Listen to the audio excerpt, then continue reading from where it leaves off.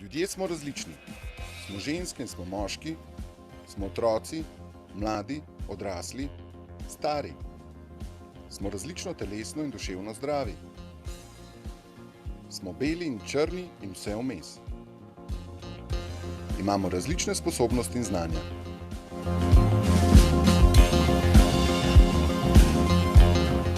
Prihajamo iz različnega naravnega in družbenega okolja, bogatega, revnega, institucije so različno razvite, različne so naše družine.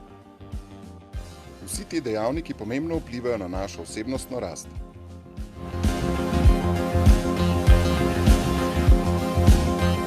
Imamo enake osnovne potrebe. Potrebujemo zrak, vodo, hrano, zaščito doma in družine, naklonjenost prijateljev in učiteljev, potrebujemo šole in univerze, soseske in društva, delo in prosti čas. Potrebujemo zasebnost in skupnost, pokrajine in ljudi, ki jim pripadamo. Potrebujemo svobodo.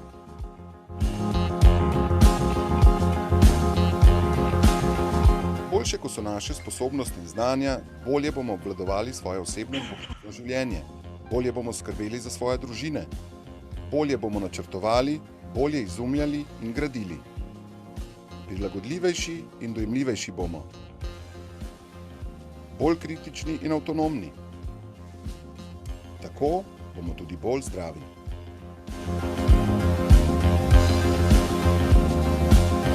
Zato naj učenje postane naša navada. Skrbimo za zdravje, končajmo šolo, smejmo se, igrajmo, ljubimo. Naučimo se novega jezika, igrati inštrument, uporabljajmo računalnik, berimo, ustvarjajmo, sodelujmo, spoštujmo. Zanesemo se lahko samo nase, skupaj pa lahko naredimo več in bolje.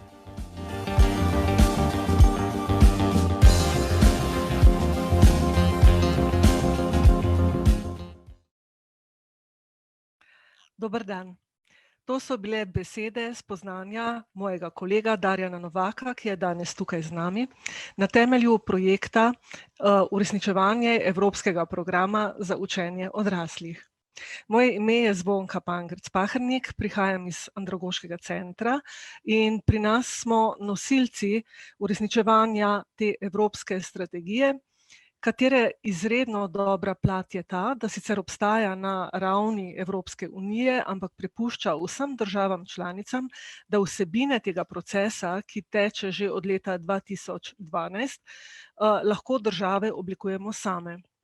V tem času smo pridelali že marsikateri dobri rezultat in vse to si lahko ogledate na spletni strani našega projekta. V tem trenutku, oziroma malce kasneje, bi si delili z vami eno video publikacijo, ki smo jo ustvarili že v letu 2017 na temo priseljencev in Romov in se opravičujemo za nekoliko zastarele statistične podatke, medtem ko vsebinska sporočila so še danes izredno aktualna.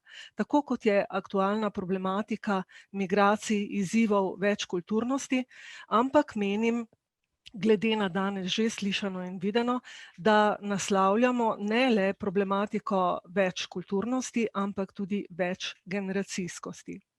Na Andragoškem centru že od leta 1996 pravzaprav zagovarjamo gradnjo kulture vseživljenjskosti učenja, ki zadeva vse generacije, pa tudi vsa področja našega življenja in bivanja. In vse to se je skozi dosedanje predstavitve, govore, pokazalo kot zelo resnično, tako da tale naš vsebinski sklop ne pojmujemo le kot dopolnitev vsega prej povedanega, temveč tudi kot dokaz, da se vse silno med seboj prepleta.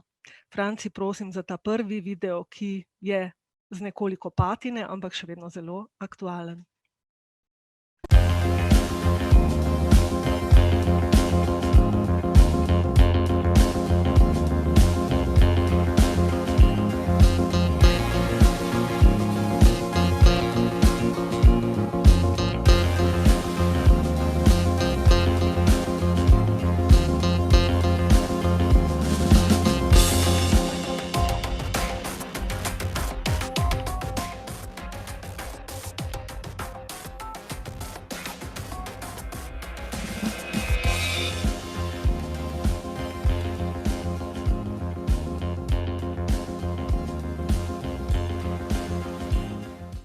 Mogoče trenutno najbolj pereča ciljna skupina, ki pa izstopa, so pa ravno priseljenci. Prihajam iz Kitajske, blizu Šanghaj.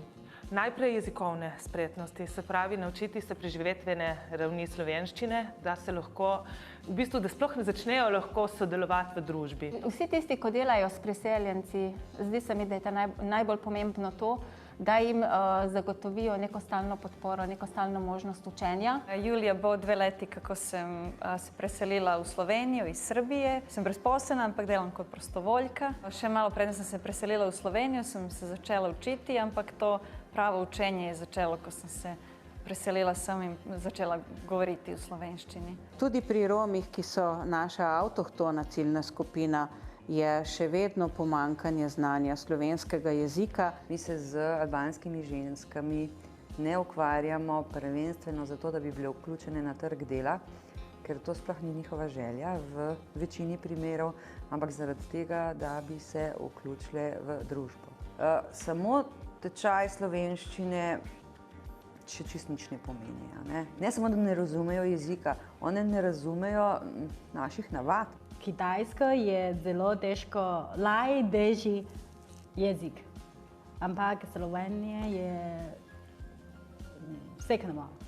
Če želimo, da se oni vključijo v našo družbo, morajo našo družbo spoznati skozi vse čute. To se pravi, na katerem področju je zdaj tisto, kar njih nekaj zanima in potlej gremo pa tam razvijati pravzaprav vse temeljne spretnosti. Ženske so šolane, imajo šole, ampak ne morejo. Kako bo prišla farmacevtka ali pa medicinska sestra?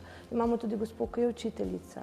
Mora se naučiti jezika. Ljudem skozi različne priložnosti ponujamo opismenjevanje vseh vrst, od običajne pismenosti, funkcionalne pismenosti do finančne, zdravstvene in vseh drugih pismenosti. Vsak prinese svojo pestrost. Od njih se učimo pa tudi enega drugega pogleda.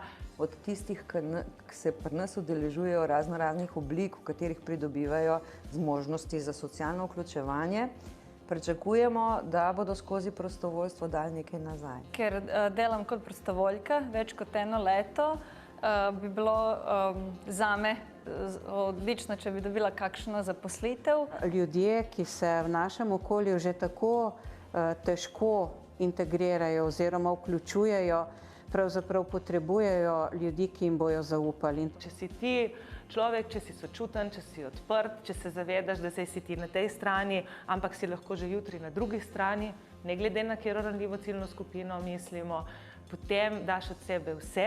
In ljudem stojiš toliko časa ob strani, dokler sami v resnici niso sposobni stopiti po poti, ki so si jo začrtali. Kaj pa, če bi bila zdaj na njihovem mestu jaz? Sama, brez moža, brez družine, z otroci v tuji državi in stojim sredi trga, nihče me ne razume in ne vem, kam se naj obrnem.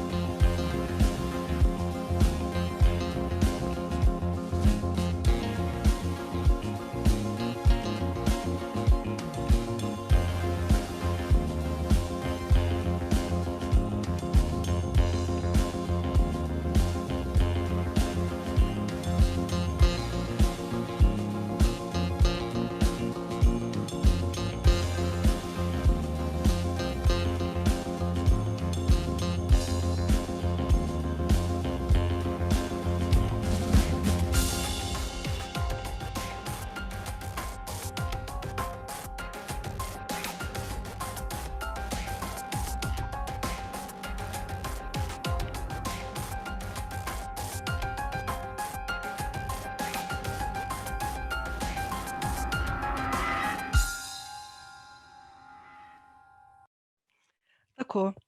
To je nekaj ključnih sporočil iz skupnosti izobraževanja odraslih in kot vidite, sploh niso drugačna od prej slišanega in videnega.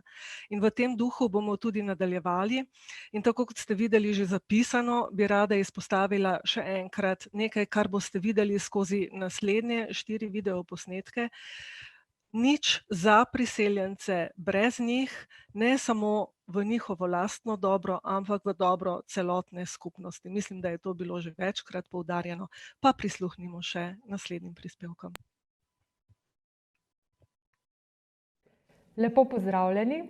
V prispevku vam bom najprej podrobneje predstavila nekaj nacionalnih podatkov za leto 2019-2020. V nadaljevanju pa se bom posvetila predstavitvi 3 nalog, ki jih na Andragoškem centru Slovenije izvajamo in ki so povezane s ciljno skupino priseljencev. Kaj kažejo podatki za leto 2019-2020? V letu 2019 se je v Slovenijo priselilo 31.319 prebivalcev. Iz Slovenije se je v letu 2019 odselilo 15.106 prebivalcev, kar je več kot v letu 2018, ko smo imeli 28.455 priseljenih prebivalcev in 13.527 odseljenih prebivalcev. Najpogostejši namen priselitve je bila zaposlitev. To je bilo značilno za kar 68% priseljencev. Veliko se jih je priselilo tudi z namenom, da se pridružijo svojim družinskim članom. To je bilo značilno za kar 25% priseljencev. Drugi razlogi, kot so na primer šolanje, študij, so bili redkejši. Od ljudi, ki so se v letu 2019 priselili v Slovenijo, jih je kar 78,5% prišlo iz držav z območja nekdanje Jugoslavije. Iz grafa vidimo, da je največ priseljencev prišlo iz Bosne in Hercegovine, in sicer kar 14.005. Iz drugih evropskih držav skupaj je prišlo 5.374 priseljencev, iz Srbije 3.998 in iz Kosova 3.491 priseljencev. Temu sledijo priseljenci iz Severne Makedonije, neevropskih držav in pa iz Hrvaške. Trend priseljevanja tujih državljanov v Slovenijo je bil v letu 2019 izrazito pozitiven. Kako pa bo v prihodnje? Kako bo pandemija covida vplivala na sam trend priseljevanja, bomo videli v naslednjem obdobju, ko bodo na voljo kompletni podatki tako za leto 2020, kot tudi za leto 2021. Kot podpisnica Ženevske konvencije in članica Evropske unije, tudi Slovenija nudi mednarodno zaščito prebivalcem, posameznikom, ki te zaščite v svoji izvorni državi niso deležni. Kot vidimo, je bilo vloženih vlog za mednarodno zaščito v Sloveniji v letu 2019 3.821, v letu 2020 pa 3.276. Priznan status mednarodne zaščite tako v letu 2019 kot tudi v letu 2020 je pridobilo komaj 85 posameznikov. Iz tabele je razvidno tudi, da je bil postopek ustavljen pri precejšnjem številu posameznikov tako v letu 2019 kot tudi v letu 2020. V letu 2019 pri nekaj več kot 3200 posameznikih, v letu 2020 pa nekaj več kot pri 2600 posameznikih. Če pogledamo, kakšna je izobrazbena struktura priseljenih prebivalcev, starih 15 ali več let po izobrazbi, vidimo, da prevladujejo tisti, ki imajo srednješolsko izobrazbo, teh je bilo kar 17.270. Sledijo jim tisti z osnovnošolsko izobrazbo ali manj, se pravi, da so končali samo nekaj razredov osnovne šole, najmanj pa je tistih, ki imajo končano višješolsko ali visokošolsko izobrazbo ali celo več. Različni programi, področja, dejavnosti izobraževanja odraslih Andragoškega centra Slovenije, ki zadevajo izobraževanje, svetovanje, razvoj in raziskovanje, pa tudi promocijo, so na nek način povezani s priseljenci. Priseljenci so namreč ena od ciljnih skupin, pogosto tudi tistih ranljivih, ki se vključujejo v različne programe, področja in dejavnosti, za katere na Andragoškem centru Slovenije na nacionalni ravni skrbimo, razvijamo, jih izvajamo in zanje tudi različnim inštitucijam in drugi strokovni javnosti nudimo ustrezno strokovno, razvojno, promocijsko, svetovalno, pa tudi izobraževalno podporo in pomoč. V nadaljevanju vam bom podrobneje predstavila nalogo Jezik na delovnem mestu, program usposabljanja, ki ga na Andragoškem centru Slovenije izvajamo za učitelje, učiteljice, ki v praksi izvajajo program začetne integracije priseljencev, ki se s skrajšanim imenom imenuje program ZIP. V zadnjem delu pa še program usposabljanja za učitelje, učiteljice, ki ga prav tako izvajamo na Andragoškem centru Slovenije in ki je namenjen učenju, poučevanju opismenjevanja priseljencev.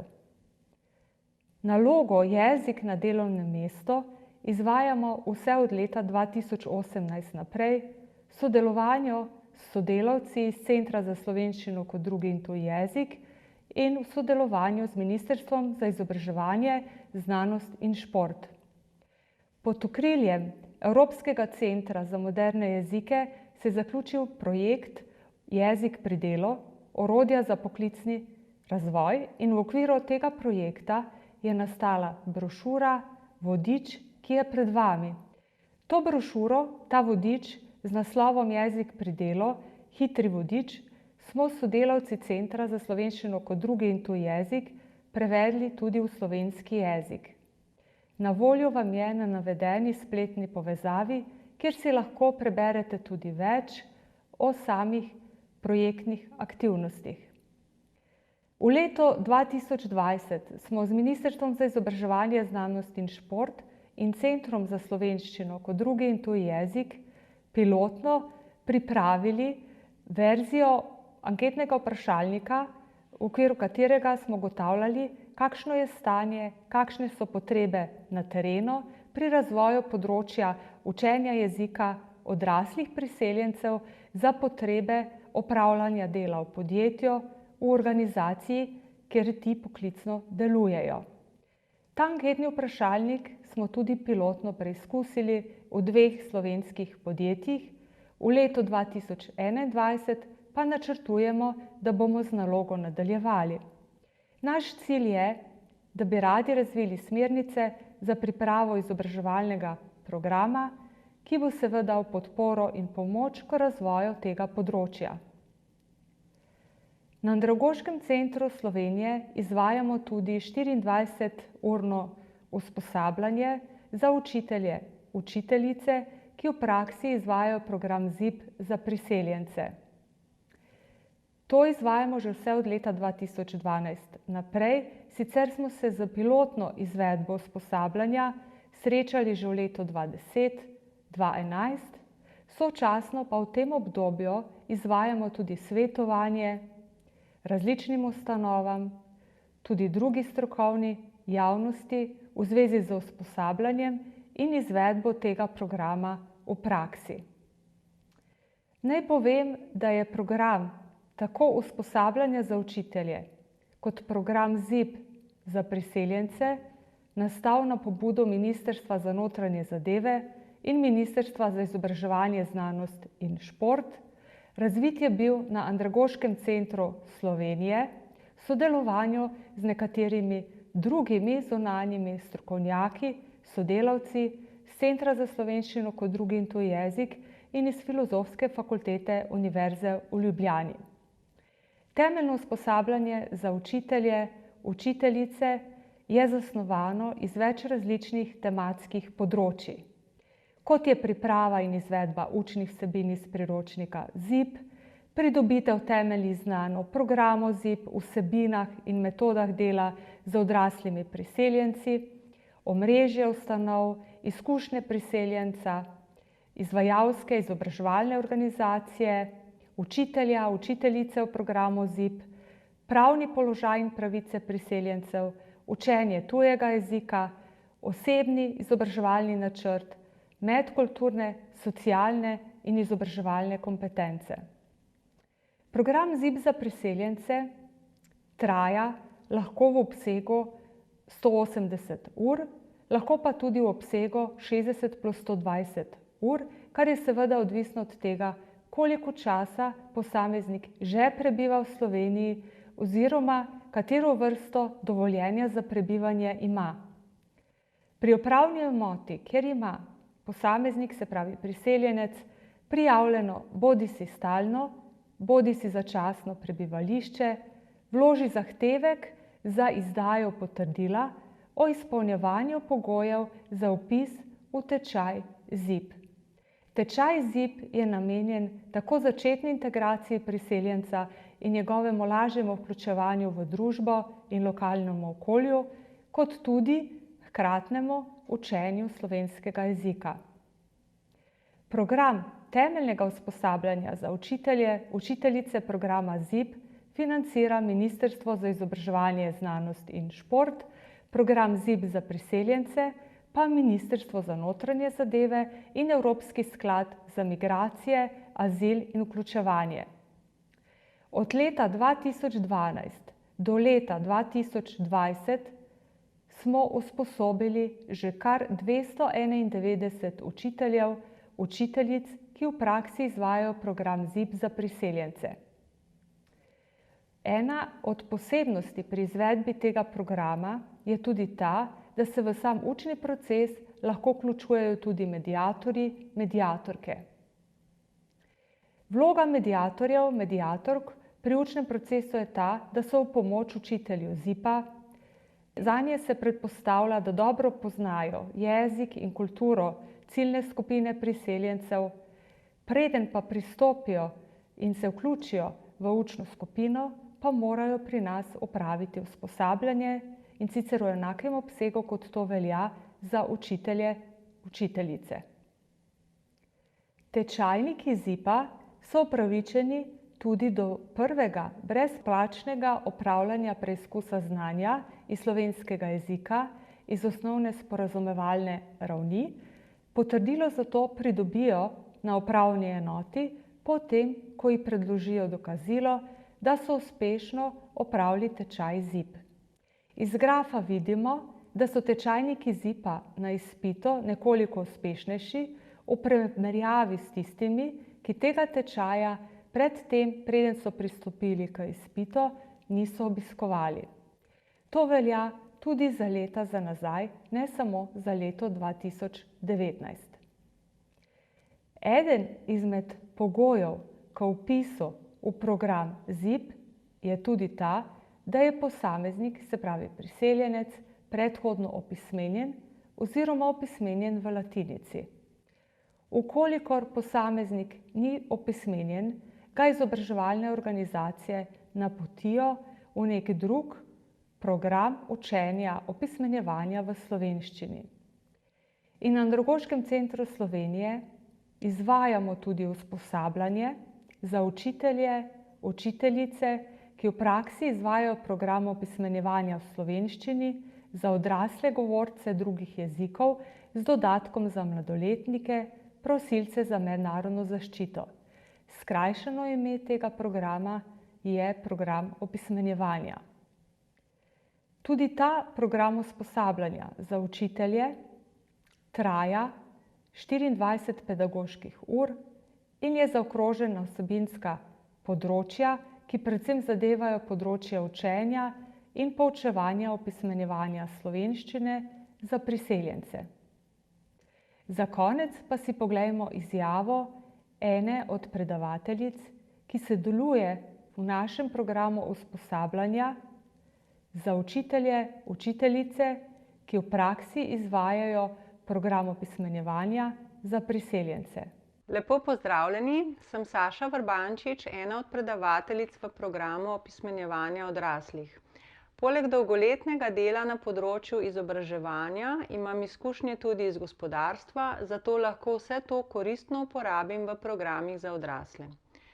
Največ časa preživim v osnovni šoli za odrasle, za menoj pa so tudi številne izvedbe programov priprave oseb z mednarodno zaščito na slovenski trg dela. Predvsem slednje mi omogoča širši vpogled v potrebe udeležencev, ki obiskujejo osnovno šolo za odrasle, program opismenjevanja. To je program od 1. do 4. razreda, ki traja 300 ur.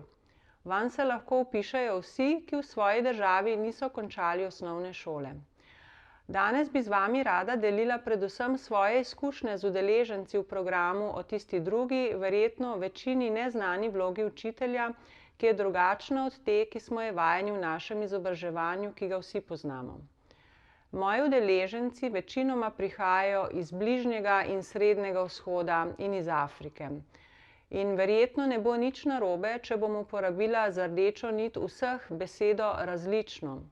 Gre za različne kulture, različne družbene statuse, različne usode, različna izobrazba, različno razumevanje sveta, zavedanja svoje biti, različni motivi, cilji, želje, hrepenenja. Več je moških kot žensk, tudi starostno so skupine zelo heterogene, saj je razpon od 16. pa vse do 50. leta starosti. Sedaj že 9. leto zapored je na začetku vsakega semestra pred mano svojevrsten izziv, kako vse našteto povezati in dati tako raznoliki skupini skozi učenje jezika in matematike prave vsebine za uspešno življenje in delo v naši sredini. Upoštevati moram tudi njihovo različno predznanje, inpute iz okolja, ki so jih bili deležni v svoji otroški oziroma mladinski dobi, sposobnost razumevanja in pomnenja in nasploh različno predstavo o svetu kot takem. Če k vsemu naštetemu dodam še njihove prioritete, ki jih imajo, družina, majhni otroci, iskanje dela, kulturne navade, dojemanje časa, potem nisem samo v vlogi klasične učiteljice ali podajalke vsebin, ampak moram biti dobra poslušalka. Včasih se znajdem tudi v vlogi zaupnice in svetovalke v odnosih, saj so njihove zgodbe kar zahtevne. Ali pa iskalke pravih ljudi za reševanje tovrstnih problemov. Sem tudi informatorka glede praktičnih vprašanj, kje je upravna enota, kaj rečem, če potrebujem to in to, kje in kako kupim urbano, kako najamem stanovanje, kako si poiščem delo, na koga se obrnem, če imam tak in tak problem, kako pokličem zdravnika, torej vse tisto, kar zadeva vsakdanje življenje. Kaj omogoča uspeh udeležencev? Z moje strani zagotovo upoštevanje in razumevanje vsega naštetega, prilagojena komunikacija, fleksibilnost, popolno sprejemanje in upoštevanje vseh teh razlik. Z njihove pa mora biti prisotna motivacija za učenje, vztrajnost, pripravljenost na drugačne življenjske in delovne pogoje in odprtost za spoznavanje drugačne kulture, kot je njihova. Najti uravnoteženost v vsem omenjenem se mi zdi na trenutke precejšen zalogaj, skoraj umetnost. Preveč bi bilo reči, da samo jaz poučujem. Verjetno bi bilo prav reči, da sem tudi jaz tista, ki se od njih uči in so oni moji učitelji. Moram pa reči, da vse to počnem z velikim veseljem.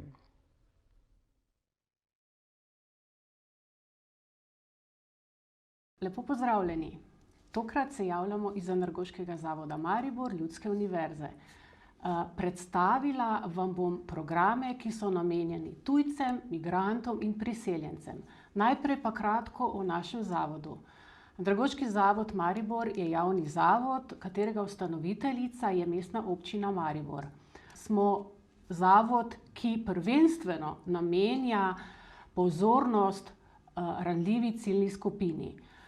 Tradicija našega delovanja pa sega vse v leto 1922, tako da čez dobro leto praznujemo že 100-letnico delovanja. Kot sem omenila, naša skrb so ranljivi, tako migranti, brezposelni, kot tudi priseljenci, ki se soočajo z jezikovnimi, kulturnimi in socialnimi ovirami, zaradi katerih je njihovo učenje in vključevanje v družbo težko, zapleteno in predvsem dolgotrajno. Ta problem pa je še toliko večji, če so ti ljudje tudi manj pismeni, to se pravi v svojem maternem jeziku, in zato smo tu izobraževalci, ki moramo razmišljati in tudi ponuditi nove metode, pristope in izobraževalna orodja.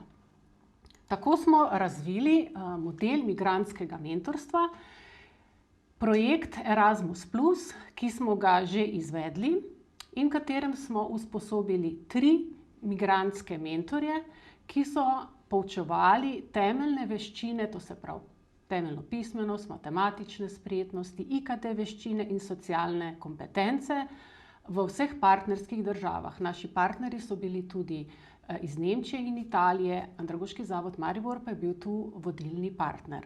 Ti mentorji so potem nova znanja prenašali na nove migrante, ki so prišli. In se usposabljali v 4-mesečnem pilotnem programu, tako da smo vključili kar 11 migrantov. Kako smo to izvajali? Pilotni program in preizkus v delovnem okolju smo spremljali z metodo vodene refleksije.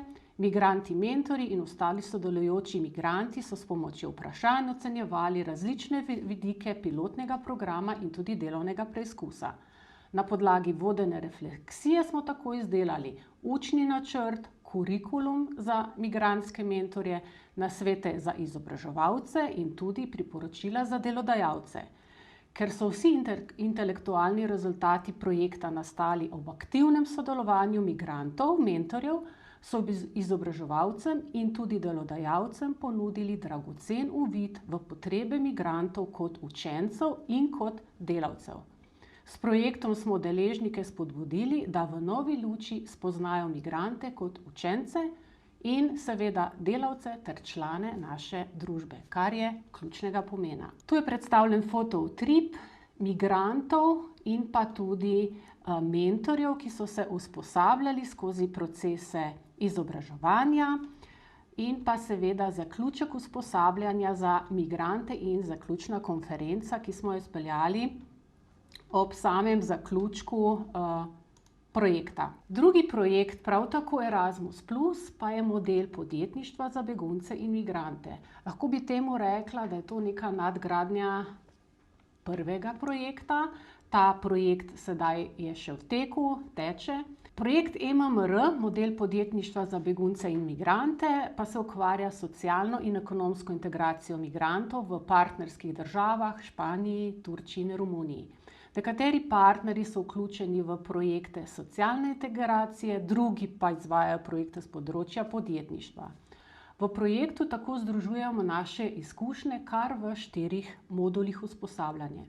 Osnove jezika in komunikacije, digitalna pismenost, podjetništvo in e-podjetništvo.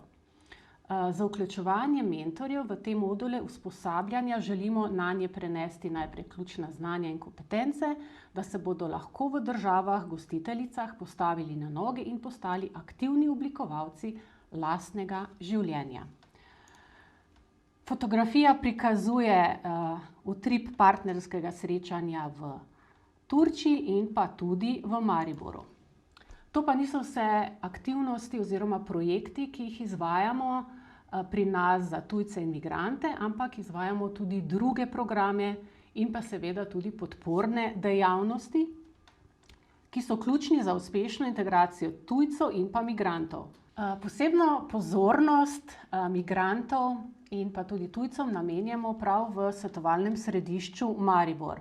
Poseben izziv predstavljajo tako za nas manj izobraženi tujci, ki so poleg jezikovnih ovir srečujejo tudi z negotovo situacijo na trgu dela in seveda z nižjimi kompetencami.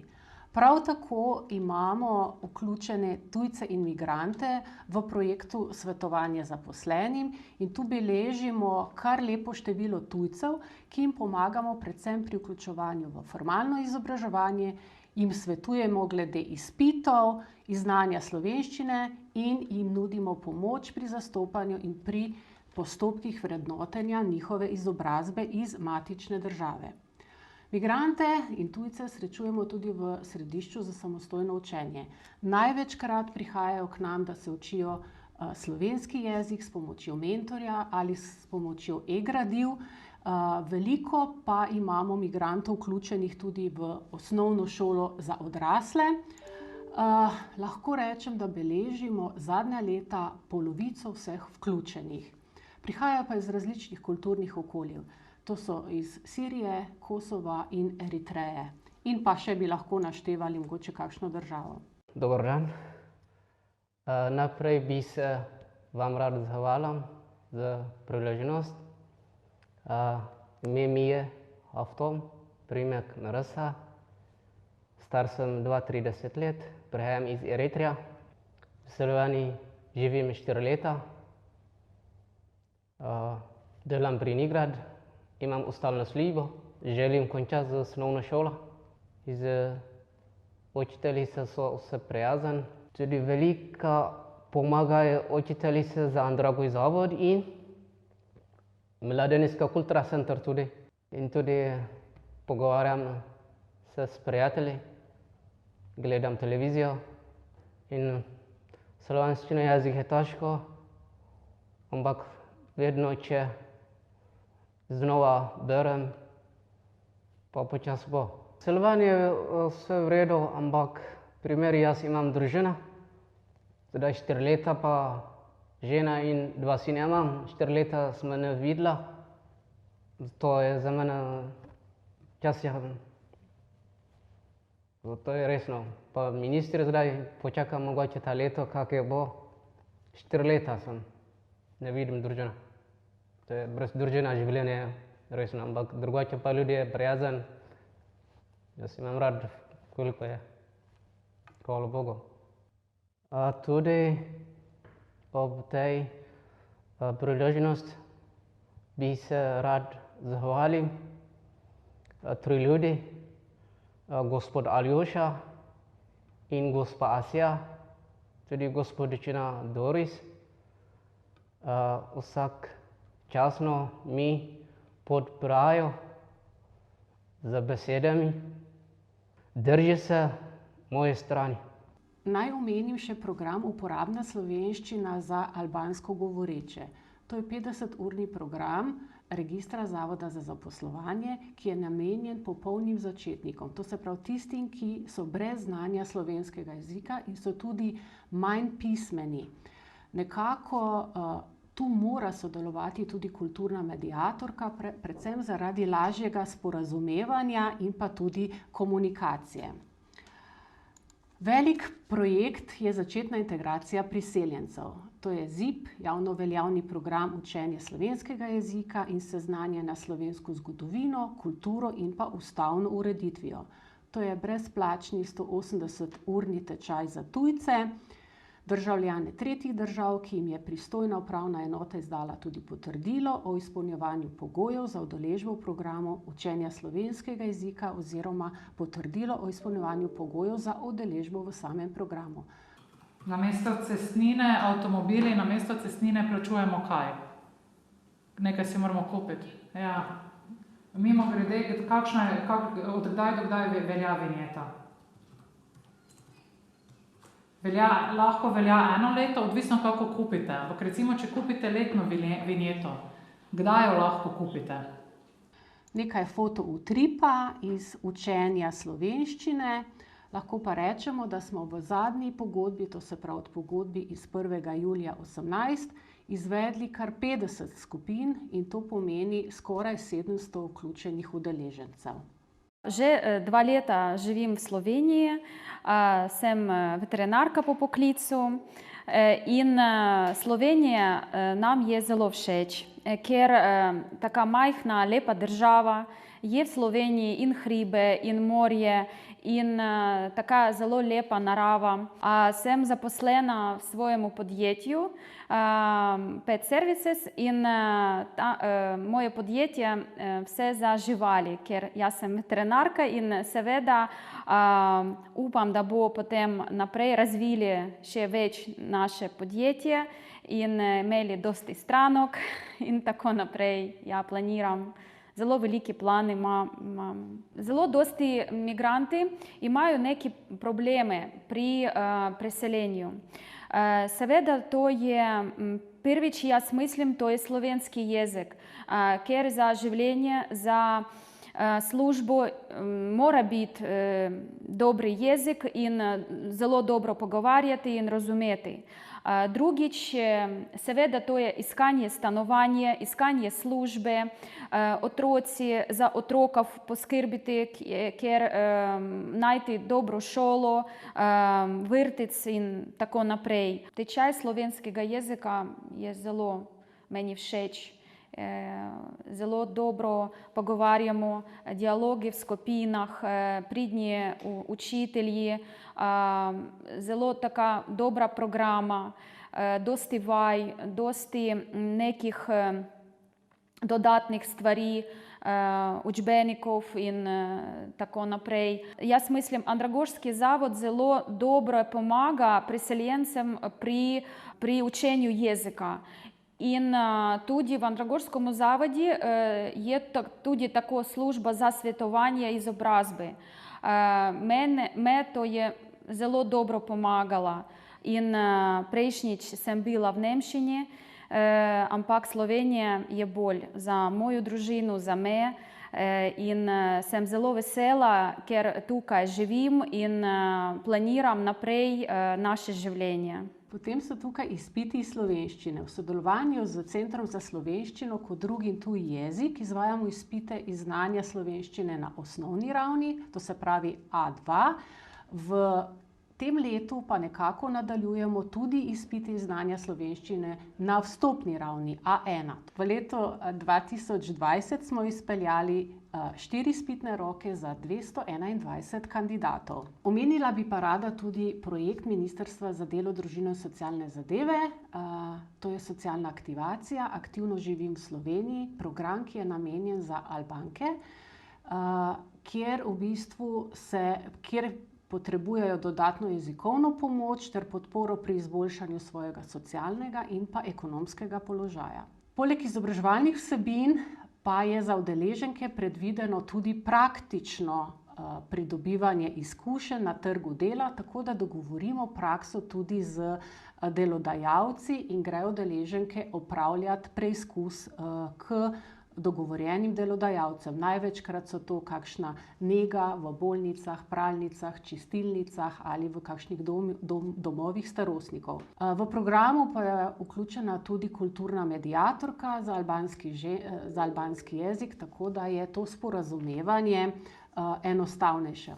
Program traja 6 mesecev in predvideno je do leta 2022 kar 5 izvedb. Fotoutrip, socialne aktivacije in čisto na koncu morda še tudi omembe nekaj drugih programov, kjer vključujemo migrante in priseljence, tako lahko omenim od programa usposabljanja za življenjsko uspešnost, most do izobrazbe, potem je tu Beremo in pišemo skupaj, namenjeno prav albanskim ženskam. Nekaj udeležencev imamo tudi iz programa Projektno učenje za mlajše odrasle. Prav tako imamo nekaj udeležencev tudi v Zavodu za prestajanje kazni zapora v obliki delovnih terapij. Potem so razna medkulturna in kulinarična srečanja z tujci ali migranti in dogodki v sklopu tedna vseživljenjskega učenja, parade učenja in dogodki v sklopu večgeneracijskega centra Štajerske.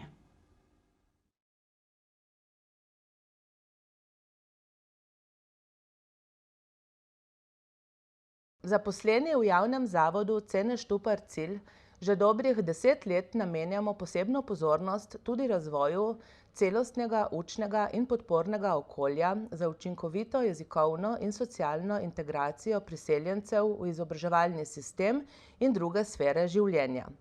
V prijaznem, varnem in urejenem okolju se srečujejo ljudje različnih kultur in generacij.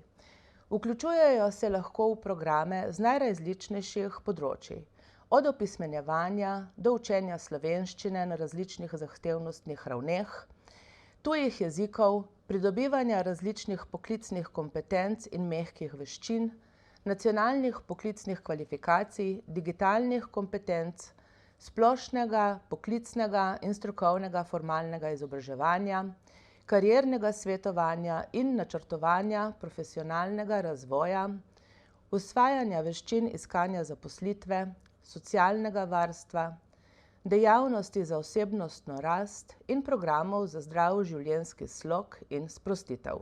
Vsako leto se v programe učenja slovenščine in začetne integracije priseljencev vključi približno 1000 priseljencev, ki živijo in delajo na območju osrednjoslovenske regije. Nekaj manj kot 700 oseb vsako leto opravlja pri nas tudi izpit iz znanja slovenščine na osnovni ravni, ki je namenjen pridobitvi slovenskega državljanstva. Mnogo ljudi, ki so zbežali iz svojih domovin zaradi vojenj, nevarnosti in preganjanja, pa se prvič sreča z našimi zaposlenimi in tečaji slovenščine v azilnem domu, kjer izvajamo projekt opismenjevanje in učna pomoč za prosilce za mednarodno zaščito. Projekt sofinancirata Urad Vlade Republike Slovenije za oskrbo in integracijo migrantov in Evropska unija iz Sklada za azil, migracije in vključevanje. Cilji projekta so izboljšati standarde sprejema, nastanitve in oskrbovanja prosilcev za mednarodno zaščito v Republiki Sloveniji in izboljšati kvaliteto njihovega bivanja v azilnem domu in v družbi države gostiteljice, da bi lažje vstopali in se vključevali v procese izobraževanja. V projekt vključujemo posameznike in družine. Staršem je omogočeno, da so aktivni v lastnem in otrokovem izobraževalnem procesu, z namenom, da bi integracija celotne družine v novo okolje potekala hitreje. Udeležba na tečaju slovenščine za prosilce za mednarodno zaščito je brezplačna in prostovoljna.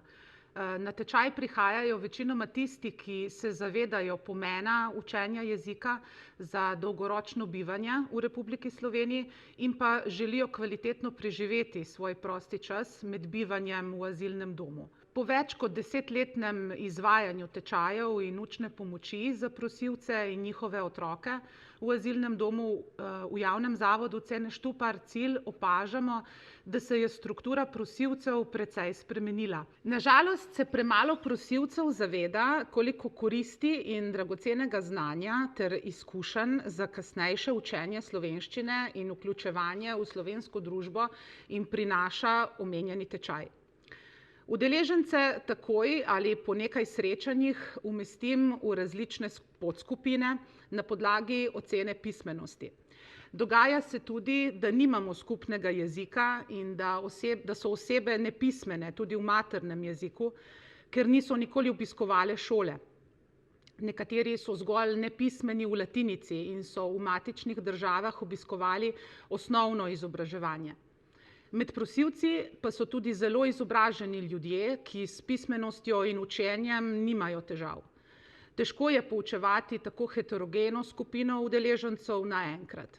Po večletnih izkušnjah s poučevanjem prosilcev za azil lahko rečem, da se najraje učijo fraz in besednih zvez, s katerimi lahko takoj zadovoljijo svoje osnovne potrebe v vsakdanji komunikaciji z zaposlenimi v azilnem domu in večinskim prebivalstvom.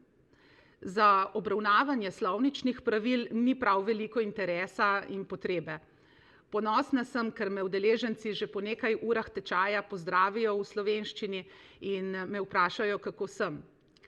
Pomembno je tudi, da spoznajo različne osebne podatke, na primer EMŠO, davčna številka, kako in kdaj jih morajo posredovati. Naučijo se osebne predstavitve, znajo poimenovati nekatere države, narodnosti, jezike, spoznajo in uporabljajo različne vljudnostne fraze. Torej zahvale, prošnje vezane na konkretne situacije, naprimer v jedilnici, ko se pogovarjajo o hrani, v pogovoru z zaposlenimi v azilnem domu, glede zagotavljanja sanitarnega materiala, obutve in oblačil. Tečaj slovenščine pa ne poteka samo v učilnici azilnega doma. Izvajanje tako imenovanega pouka v živo namreč pomeni, da udeležence odpeljemo tudi iz azilnega doma, da se lahko učijo na izkustven način. Obiščemo različne kulturne ustanove, se udeležimo kakšne prireditve, občasno tudi aktivno sodelujemo na prireditvah, gremo na izlet do morja ali drugih turističnih in zgodovinskih točk. V okviru pouka v živo se prosilci učijo tudi osnov digitalnega opismenjevanja s poudarkom na spoznavanju in uporabi brezplačnih spletnih aplikacij za samostojno učenje slovenščine in morebitno učenje drugih vsebin v prihodnosti. Pozdravljeni. V prvih mesecih bivanja v Sloveniji obdobju negotovosti in čakanja na različito prošenje za azil, ki lahko traja tudi več kot pol leta, ima vključenost priseljencev in programe vseživljenjskega učenja. S poudarkom na učenju jezika države gostiteljice pozitivne učinke.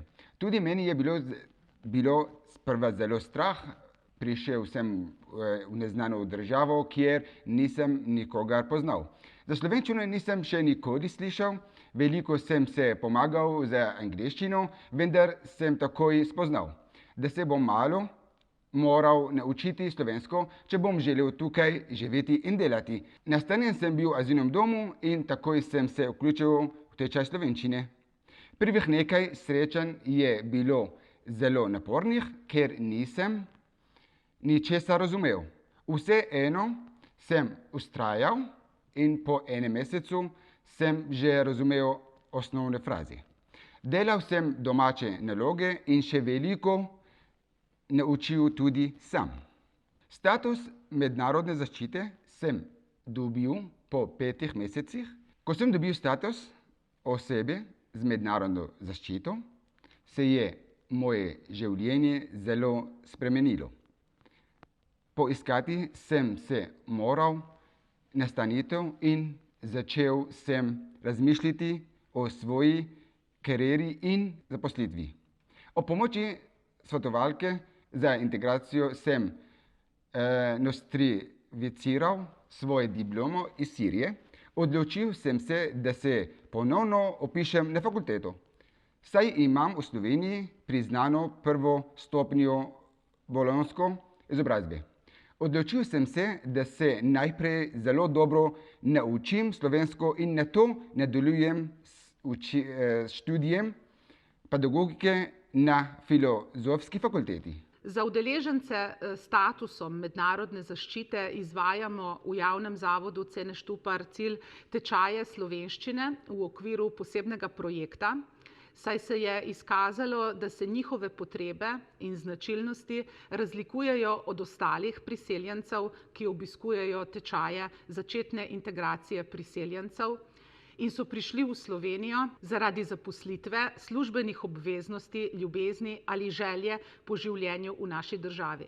Projekt Tečaji slovenskega jezika za osebe s priznano mednarodno zaščito je sofinanciran s strani Urada Vlade Republike Slovenije za oskrbo in integracijo migrantov in Evropske unije iz Sklada za azil, migracije in vključevanje.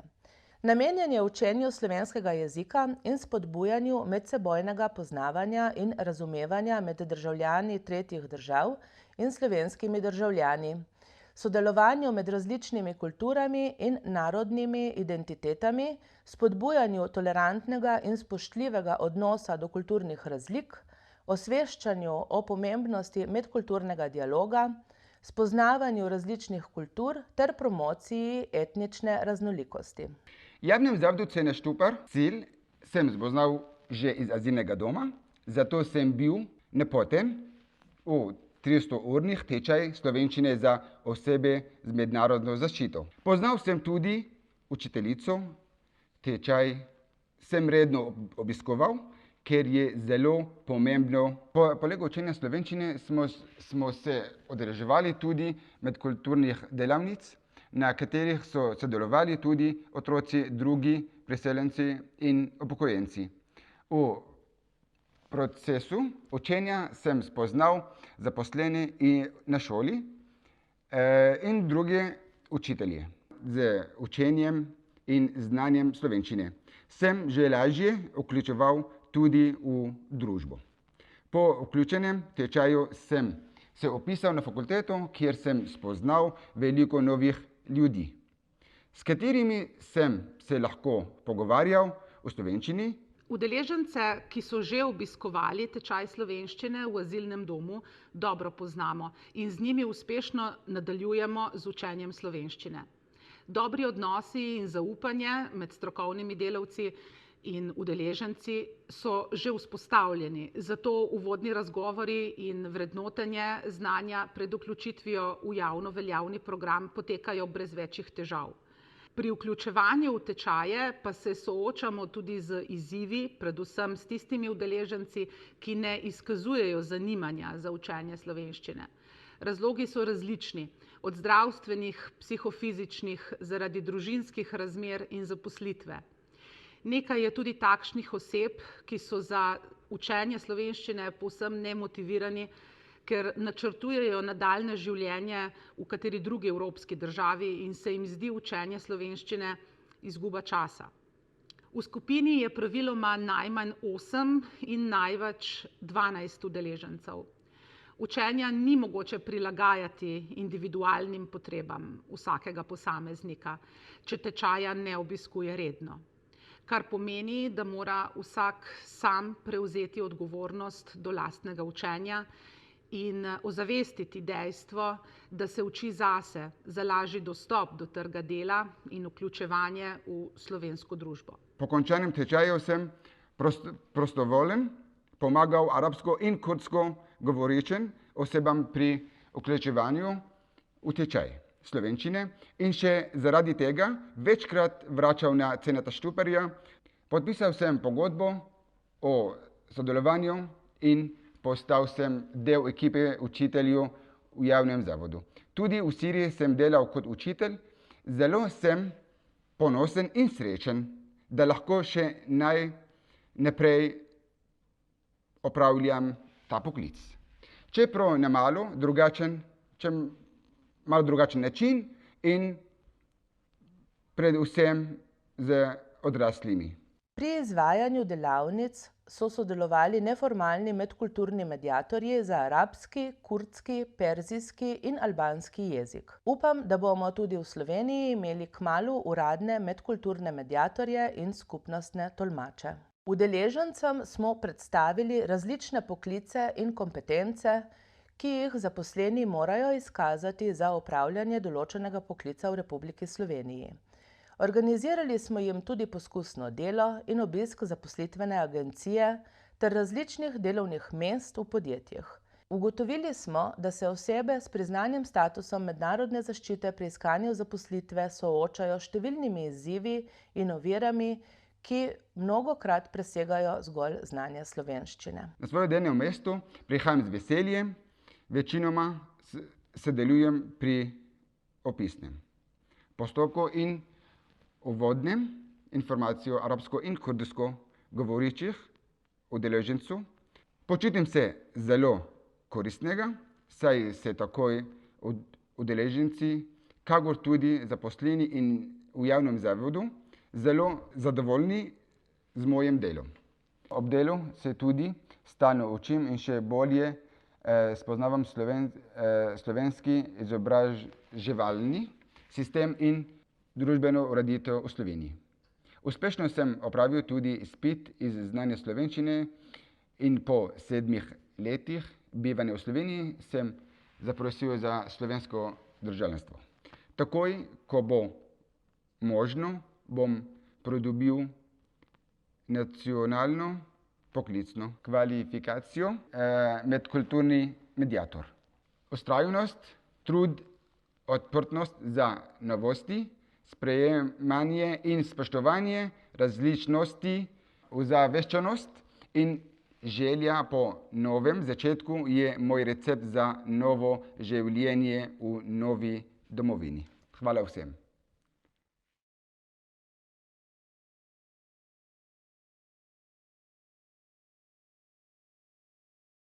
Gledam, danes se nahajamo na čisto posebnem mestu, tule v centru najmlajšega slovenskega mesta, in sicer na Titovem trgu. Kot boste videli na sliki, 60-61 let nazaj je bilo to eno veliko polje, ničesar ni bilo.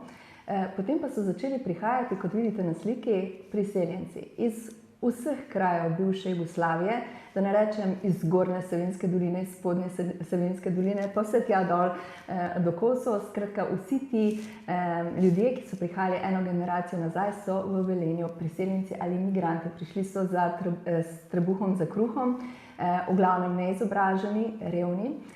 In takratna oblast tukaj v Velenju, ki je upravljala rudnik, se je odločila, da bo v samem centru Velenja postavila 3 oziroma 4 pomembne zgradbe. Prva seveda občina za politiko, kulturni dom za kulturo in pa takoj zraven Ljudska univerza z delavskim klubom, kamor so seveda dečki hodili na pivo. Se pravi, že takrat so povedali, kaj so tiste pomembne stvari, da lahko nastane eno mesto. In Ljudska univerza je bila tista, ki je v bistvu vse te priseljence pomagala usposobiti, da so zgradili praktično eno izmed najbolj čudovitih mest v Sloveniji, eno največjih mest v Sloveniji. Mislim, da imamo celo 2 nagradi za najlepše veliko mesto v Sloveniji. Tako da vsi ti ljudje, ki so prihajali z neko željo po spremembi, so s pomočjo izobraževanja postavili to mesto. Še danes je enako, še danes Ljudska univerza opravlja enako poslanstvo, se pravi pomagati gospodarstvu, usposobiti kader za to, da lahko gradi dobre zgodbe. Danes imamo letno preko 500 različnih izobraževalnih programov, preko 10 000 ljudi in izzivov nam kar ne zmanjka. Zadnja taka naša zgodba je vzorčno mesto, kjer poskušamo z različnimi novimi metodami usposabljati vse te ljudi z posebnimi potrebami, ker smo vsi posebni in imamo vsi posebne potrebe.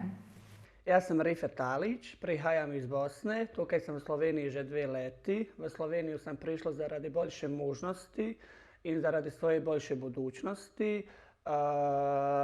Delal sem 2 leti v Gorenju, trenutno zdaj delam v BSI-ju, star sem 25. Moja življenjska zgodba ni baš fajna, ker sem veliko moral dati čez življenje, da bi bil danes to, kar sam, ampak vedno samo sa seboj nosim neke pozitivne misli in zadeve in mislim, da samo pozitivnost, ljubezen in sa dobrotom lahko uspemo v življenju. Smatram, da prej Slovenije sam putovao po tujini, sam obiskao Nizozemsku, Njemčiju, Švicu, Luksemburg, ampak imao sam možnost tu gore ostati, ampak nikoli nisam imao tu namjeru, ker sam vedno hotio priti u neku zemlju koja je bolj topla, sigurna pa nježna. Smatram, da je Slovenija zemlja bivše Juge in da sprejema vse različnosti, vse nacije i da Slovenija še vedno ima tu toplotu, sigurnost, mir i neki prijateljski naklon do svih koji prihajaju u Sloveniju. Na Ljudski univerzi Velenje se že vrsto let srečujemo z delo s priseljenci in se na ta način tudi nekako zavedamo pomena medkulturnosti in tudi same integracije kot take. Zavedamo se, da je integracija dvosmeren proces, kjer morate nekako z roko v roki hoditi obe strani, tako lokalno prebivalstvo tistega mesta ali pa države, kot tudi seveda na drugi strani priseljenci, ki se preselijo v neko novo mesto oziroma neko novo državo. Ljudska univerza Velenje se že vrsto let ponuja in ukvarja z različnimi formalnimi oziroma neformalnimi programi, ki so namenjeni ravno priseljencem. In tako lahko rečem, da smo več kot 10 let izobrazili že kar veliko priseljencev, tako moških kot seveda tudi žensk. Pomembno se nam zdi, kot tudi kar nakazujejo njihove izjave oziroma podatki, da jezik je ena prva ovira, s katero se srečujejo priseljenci, ko pridejo v neko novo okolje, saj to pomeni nek stik z lokalnim okoljem, kamor so se preselili. To pomeni, če ne znajo jezika, se težje potem vključijo v družbo, težje sprejmejo nove navade oziroma običaje, težje potem tudi komunicirajo v vsakdanjem življenju, kot je obisk pri zdravniku, komunikacija v trgovini in tako naprej. Ko sem prišel v Slovenijo, sem prišel 2018 v avgustu.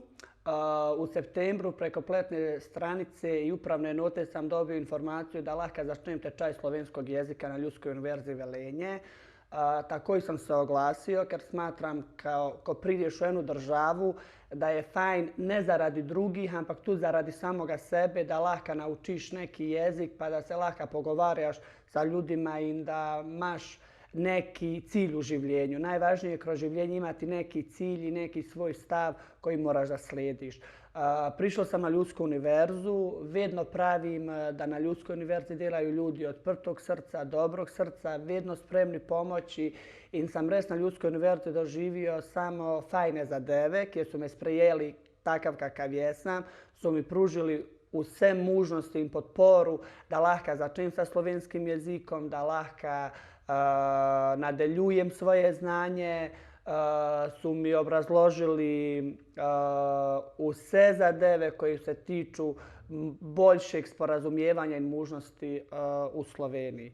In smatram, ker imam veliko prijatelja po cijeloj Sloveniji in ko se tak dobimo pa se pogovaramo za zadeve Ljudske univerze kao što ima recimo v Celju ali v Ljubljani, smatram da Ljudska univerza Velenje ima res en veliki stepen iznad svih ljudskih univerza kaj se tega tiče po profesorima, po programu, u svim djelatnostima i u svim sferama. Mislim da imaju ker veliko za sve preseljenike koji prihajaju u Sloveniju. Moram reči, da smo bili pred 2 letoma uspešni s projektom Središče medkulturnega dialoga, ki se je pred kratkim žal končal, ampak bom rekel končal na papirju. Mi še vedno stremimo k temu, da pač vsakomor, ki pride k nam s kakšnim koli vprašanjem, izzivom, problemom, da ga tudi potem usmerimo v nek formalen oziroma neformalen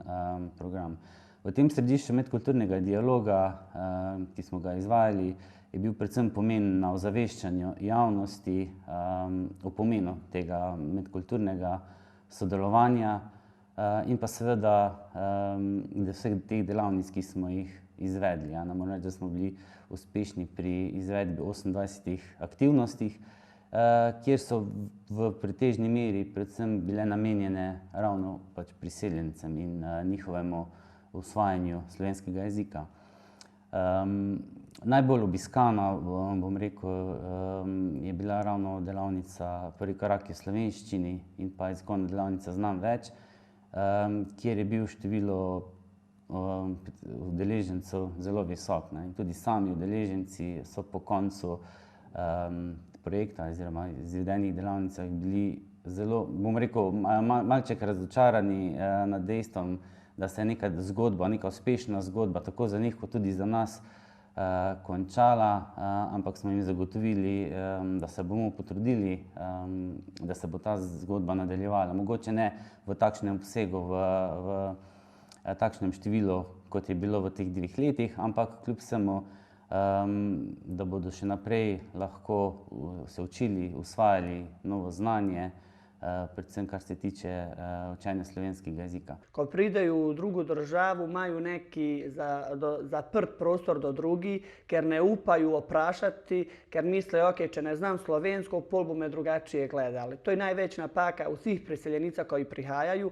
Mislim da ljudi moraju biti bolje odprti zaradi svega ostaloga, da ko pridu u državu, da ih ne bude sram, ok, ne znam slovensko, ne znam njemčiju, ali ne vem koji jezik bom bio tiho. Ne, moraš ići naprej, ker boš samo sjedeo doma, nič ne boš ostvario i nitak ne boš nič znao ni za 1 leto, ni za 2 leti. Če se pa trudiš, pa greš oprašati, pa se informišeš, pol pa lahko narediš veliko v svom življenju. Vendar središče kot tako ni ponujalo samo jezikovnih delavnic, pretežni del je bil tudi namenjen lokalni skupnosti, spravi, da se lahko vključijo kdorkoli, ne glede na to, odkot prihaja. S tem smo želeli prav premostiti ta predsodek oziroma stereotip o priseljencih, o drugi kulturi, in smo želeli nekako osvetliti ali pa dati poudarek, da nas drugačnost bogati, in da se vsakdo lahko znajde jutri v isti koži, in se nekako poskušali to tudi poudariti, da je treba pač sprejeti nekoga, ki pač pride. Seveda po drugi strani pa tudi ta oseba, da se nekako vključi v to novo okolje. Pač tudi zavedati se potrebno, da integracija ne pomeni asimilacije, to ne pomeni, da mora sedaj pač človek, ki se priseli, pozabiti na svoje običaje, na svoje kulture, ne, ampak nekako, da se nauči nekega jezika, ker je za njega lažje potem tudi sama komunikacija oziroma delo v tem novem okolju. Kaj se tiče slovenskog jezika koji smo imali ure na Ljudskoj univerzi, meni je glih bilo dovolj, ker mislim da tudi predajalka koja je davala pouk slovenščine je glih bila v pravi čas, s tim da mislim da ni dovolj samo da se mi pogovaramo slovensko na tih urama koje dobimo, nego moramo sami sa sobom delati. Čisto je dovolj uri da mi tule pridemo, da nam obrazloži kak pa kaj, pa da nas upute u slovenščinu, ampak mislim da svaki čovjek treba dodatno da dela bar 2 urce doma kaj se tiče slovenskog jezika. Kaj se tiče ispita slovenskog sam imao veliku tremu, ker sam res nisam imao na men da bom ga naredil, ampak pisanje, poslušanje pa branje mi je ker išlo. Govorenje mi je pa bilo 60% najslabše, ampak bom ga izboljšal. Kar se tiče demografskih podatkov oziroma statistike, je bilo nad pričakovanji, kakor smo si sami tudi zamislili. Je bilo preko 570 udeležencev, od katerih so bile, bom rekel, nežnejši spol ženske, tiste, ki so nekako prevladovale. To nekako izhaja iz dejstva, da verjetno so možje tisti, ki so bolj zaposleni, delajo, ženske pa tisti, ki imajo nekako več časa. In pa tudi seveda želje. Kot so nam sami udeleženci že tekom teh delavnic oziroma središča povedali, jih veseli, da obstaja nekaj za njih, da obstaja, kjer se lahko učijo ne samo jezika, kulture, običajev, spoznavajo tudi druge ljudi, se pravi ne samo iz svoje države, se pravi tudi nekoga iz Slovenije, iz Srbije, iz Rusije. Tukaj moram reči, da tudi kar se tiče tega, smo imeli udeležence iz Kitajske, iz Čila, iz Mehike, Ukrajine, in tukaj se je res med samimi udeleženci spletla ena taka prijateljska vez, in dosti udeležencev je medtem tudi po samem končanju teh delavnic oziroma samega projekta ostalo v stiku, ostali so prijatelji. In to je tisto, k čemur stremimo, čemur damo tudi poudarek. Kot sem že povedal, medkulturnost nas bogati in tega se je potrebno zavedati tudi na vsakem koraku. Moji su ciljevi da kroz svoje življenje povem svoju zgodbu, da ljude motivišem, da prihvate sebe kakvi jesu, da vole sebe kakvi jesu, da u svijetu vlada ljubezan, mir, sloga, da budemo vsi jedno, ker ko je kakšna nevolja, ne vem, zemljotres, poplava, ta smo vsi jedno za drugo. In mi je škoda da samo taj čas koji je recimo, ne vem, poplava ali zemljotres, taj jedan tjedan ali mjesec, smo svi tak fajni, šaljemo molitve, šaljemo pomoć, ampak ako se to okonča, spet je sve na isto. In bi imao res želju da u svijetu vlada mir i ljubezan, da kakšan mir vlada taj jedan mjesec koji je nekom potrebna pomoć, da to vlada cijelo življenje. Mislim, da predvsem potrebujemo sočutje in spoštovanje do vseh tistih, ki prihajajo. In eno drugo vrsto pomoči. Jaz sem sama razmišljala, kako bi se jaz počutila, če bi prišla v eno državo, ker ne znam jezika, ker bi želela uspeti, ker bi želela, da nam je vsem bolje. Mislim, da bi bilo da bi se počutila precej bolje, če bi mi tam kdo ponudil sol in kruh, ko bi prišla, če bi mi ponudil možnost, da skupaj z domačini posadim drevo in tam poženem simbolično tudi svoje korenine in če bi mi v bistvu odprl možnost izobraževanja.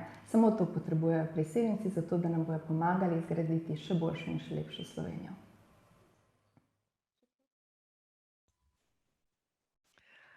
Tako, to je bil naš mozaik zgodb iz 3 okolij, Maribora, Ljubljane, Velenja.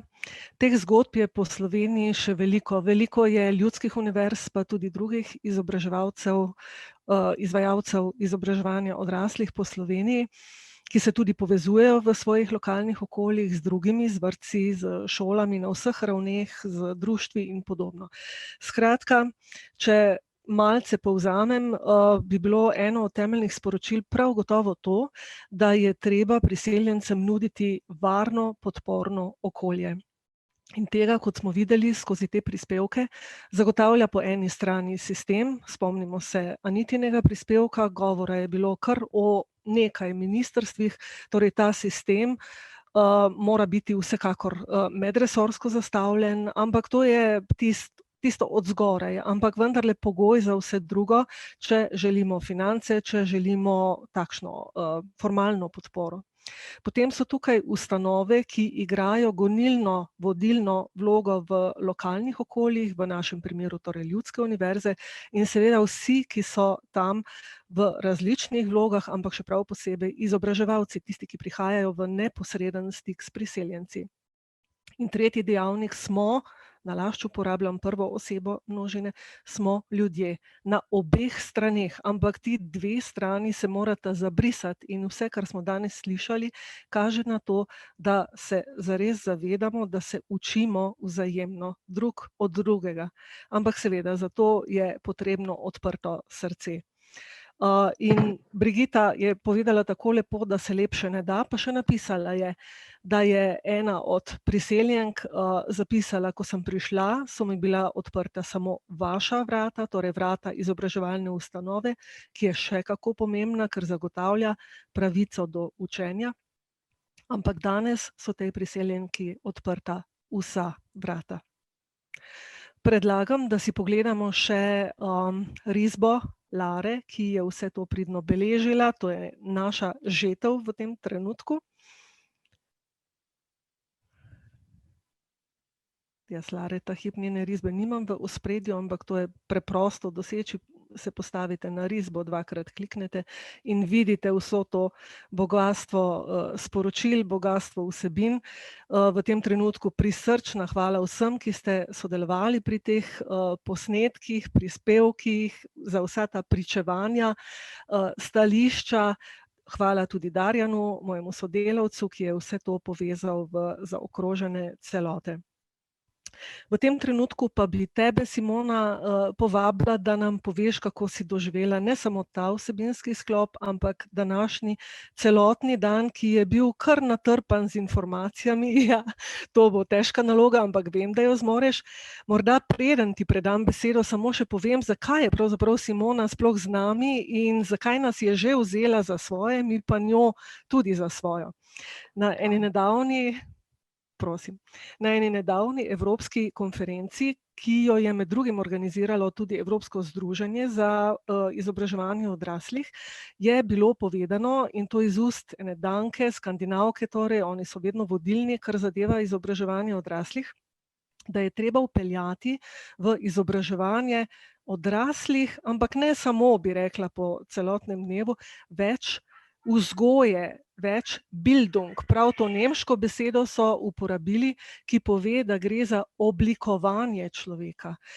Za te komponente, ki jih je tudi Anica izpostavila, pa tudi Simona že večkrat. In takrat, ko sem to osebno slišala in ko smo se potem še posvetovali znotraj našega tima, smo sklenili, da na vse te naše forume, še 5 jih bo na druge teme, ampak podobne in bodo podobno tudi zastavljeni, povabimo ljudi, ki znajo osmisliti naša prizadevanja. Mi se velikokrat gibljemo v začaranem krogu, znamo veliko povedati o tem, kaj počnemo, kako počnemo in tako, ampak tisto širšo perspektivo potrebujemo prav tako in mislim, da nam jo lahko da filozof, sociolog, nekdo, ki skrbi za našo dušo, za naše duševno zdravje, kot je Anica, na primer, in to je vloga osmišljevalca.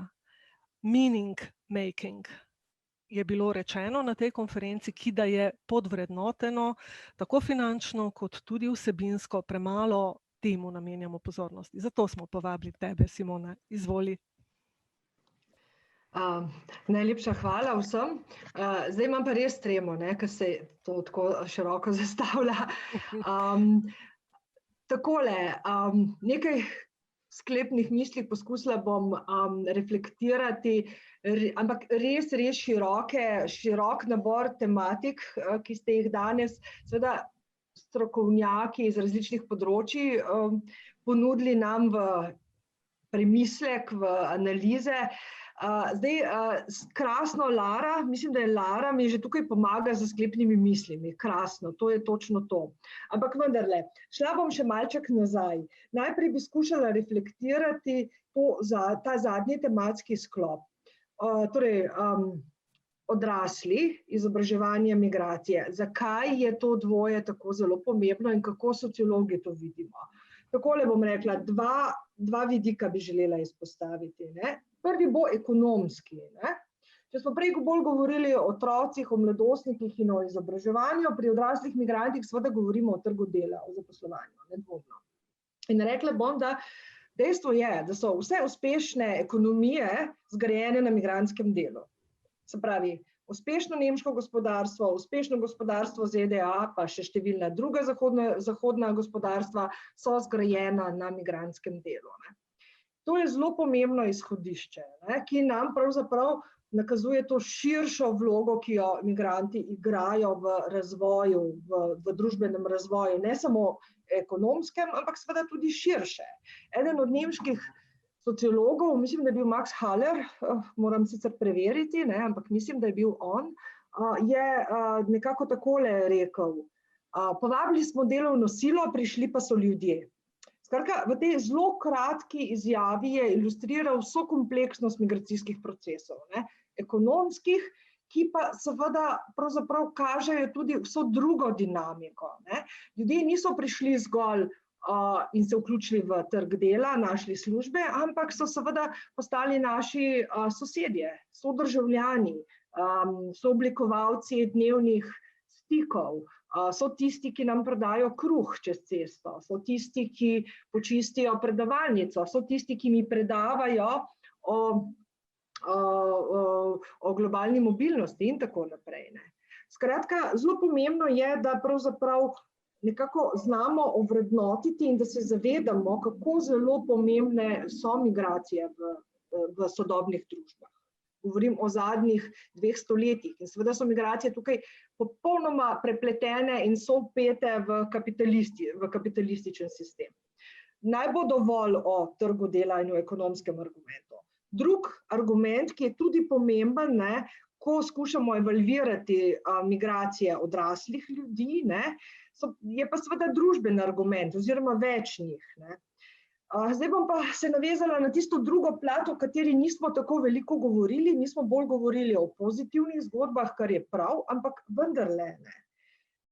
Treba je nasloviti tudi predsodke, stereotipe, nestrpnost. Treba je reči, da če o nestrpnosti ne govorimo, to še ne pomeni, da je ni, da ni prisotna v družbi. Treba je spomniti, da je sovražni govor stalnica sodobnih družb, da je sovražni govor tudi zločini iz sovraštva, da so prisotni. Spomnimo žal na goreče migrantske domove, ponekod v Nemčiji in v Skandinaviji. Spomnimo na ključne požare v begunskih centrih in tako naprej. Skratka, dejstvo je, da je tema migracij, zlasti ko gre za odrasle migrante, je izjemno konfliktna in tudi kontradiktorna. In zdaj seveda po eni strani se moramo zavedati, da v ekonomskem smislu so sodobne družbe nekako tako narejene, tako funkcionirajo, da brez migrantskega dela si nadaljnjega razvoja in obstoja v nekaterih segmentih ne moremo zamisliti. Torej so migracije stalnica in z nami bodo in so vedno bile.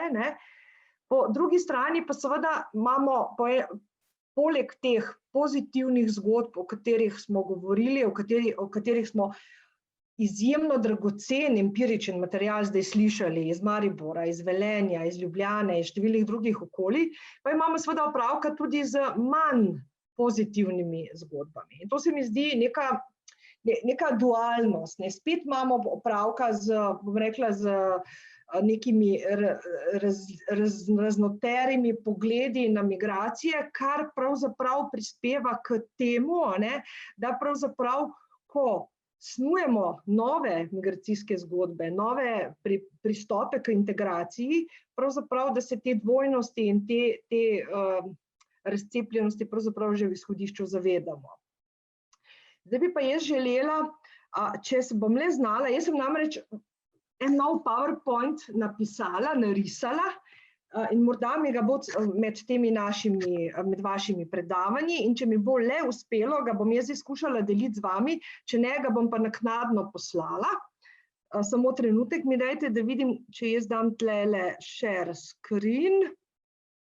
Aha, a lahko? Lahko? Ja, kar dajte, tam modro izberite pa share. Čakajte, samo da vidim, kje moram zdaj... Share screen, potem se pokaže neko polje zgoraj levo. Jep. Samo trenutek, zdaj moram pa tle videti share in sicer... Bravo, ekran vidimo, zdaj pa sam še čez cel ekran, pa smo zmagali. Zdaj pa samo še čez cel ekran, samo da še to najdemo. Takole in dva bomo tako zmanjšala. Skratka, jaz bom zelo na hitro poskušala strniti enih par misli, ki so se mi utrnile med vašimi predavanji, ampak pri tem bom zelo skromna, namreč zagotovo je tukaj še veliko več. Torej, sem že rekla, celotna struktura povedanega teh različnih vsebin se v moji interpretaciji giblje v tem neksusu globalna mobilnost, večkulturnost in pa lokalni odgovori. Pri prvem sklopu bi rekla takole, zdaj bom šla nazaj k filmu, ki so ga prikazali iz osnovne šole Livada. Jaz bi to predlagala, ta video bi predlagala za obvezno učno gradivo, zdaj 8. februar je blizu, kulturni praznik, na različne načine ga obeležimo. Jaz mislim, da bi bilo zelo primerno ministrstvo predlagati, da poleg vseh drugih gradiv za letošnje praznovanje 8. februarja Dneva kulture, da obeležimo tudi z tem videom. Kaj je pravzaprav v ozadju? Gre za to, da pravzaprav komuniciranje, ozaveščanje širše javnosti, v tem primeru otrok in njihovih staršev, je en zelo pomemben dejavnik, ena zelo pomembna dimenzija. In zelo velikokrat pravzaprav to umanjka, se s tem nekako več nimamo časa ukvarjati. Potem gre pa še eno zadevo, za en vidik. Dr. Anica Mikoš Kos in še nekaj govorcev je opozorilo na to, da se velikokrat gibljamo v mehurčku. Torej, da si med seboj izmenjujemo informacije tisti, ki se strinjamo, ki smo o tem prepričani in tako naprej. Ta sporočila morajo priti v širšo javnost in jaz mislim, da je to ena od možnosti. Zdaj, mogoče še ta poudarek. Odlični primeri dobrih praks. Se pravi, tako Livada, kot še nekatere druge šole iz drugih projektov to poznamo, so seveda nekaj, kar se je gradilo. Ti primeri niso od včeraj, postavlja pa se seveda vprašanje, ali lahko šola, kje so meje, kaj lahko šola tukaj naredi in kje pravzaprav se mora civilna družba, nevladne organizacije vključiti, oziroma to, čemur je Zvonka prej rekla, infrastrukturne podporno okolje, zunaj šole. Potem bi morda pa še eno zelo pohvalno, se pravi, ena izjemno velik plus, ki ga moram pri teh primerih, ki so bili izpostavljeni, tudi jaz še dodatno okrepiti, poudariti, namreč vključevanje otrok iz azilnega doma. Tisti, ki smo v azilne domove prišli, v azilni dom ali pa v azilna domova kdajkoli prišli, vemo, kako zelo pomembno je, kako ključno je za otroke, da se lahko izobražujejo, da lahko spoznavajo jezik gostujoče družbe, ne gostujoče države, jaz bi rekla, da bolj gre za družbo. Zato se mi zdi zelo pomembno, da pač te sicer majhne skupine otrok, ljudi, naših bodočih sodržavljanov nikakor ne spregledamo.